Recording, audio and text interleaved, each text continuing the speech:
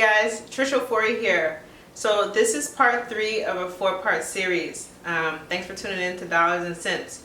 So if you heard me mention in the first video, we're talking about FHA versus conventional loans and the type of things you can do with them, how to estimate your closing costs, and how to calculate your down payment. So how do you turn a owner-occupied home that is usually a liability into an asset?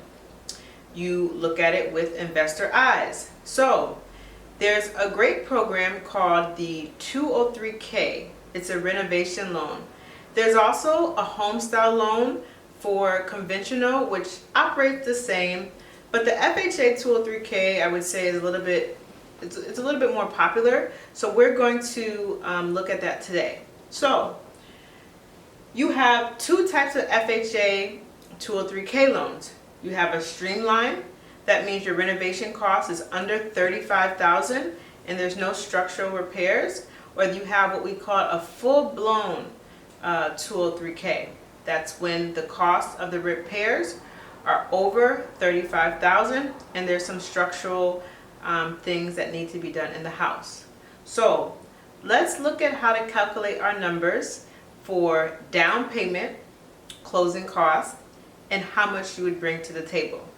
So the example we have here is a house for $200,000 and we're going to put $50,000 in repairs. So your total loan amount will be the $200,000 plus the $50,000 the bank is going to give you to repair the house. So the total loan amount is $250,000.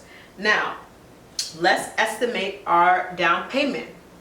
If you remember from video number 1, the FHA down payment is 3.5% of the purchase price. So we have 3.5% times $250,000, and that's going to give you how much?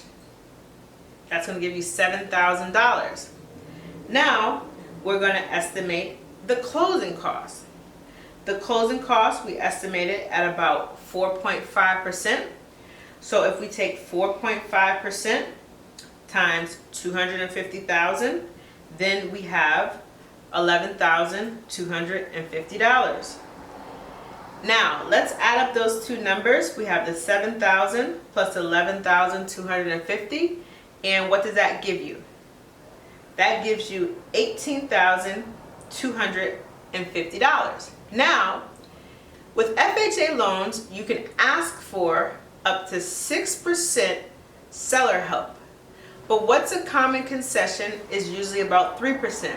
That means that you can ask the seller to give you money to contribute towards your down payment and closing costs. So let's say, for example, we're going to ask the seller for 3% help, seller subsidy. Now, this gets a little tricky because the 3% is going to be on the purchase price of the house, which excludes the repairs. So if we're asking the seller for 3% on $200,000, what number do you have? That's $6,000. So how much money do you have to bring to closing? So we have the $18,250, that's your down payment and your estimated closing costs. We're asking the seller to contribute 3% of the purchase price, which is $6,000. So that leaves you with $12,250 that you're going to bring to settlement. So if you see a house and it fits this scenario, you can calculate your numbers so you can know how much money you need to save to get into this type of deal. Thanks for tuning in to part 3, Dollars over Cents, and look forward to seeing you on video number 4.